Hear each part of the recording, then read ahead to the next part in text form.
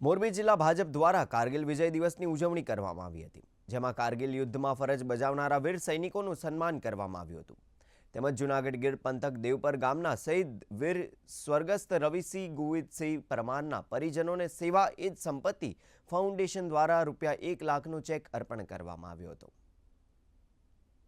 આ પ્રસંગે મોરબી જિલ્લા ભાજપ પ્રમુખ જયંતિભાઈ રાજકોટિયા, મહામંત્રી નરેન્દ્રસિંહ ઝાલા સહિત સેનાના જવાનો પણ ઉપસ્થિત રહ્યા હતા.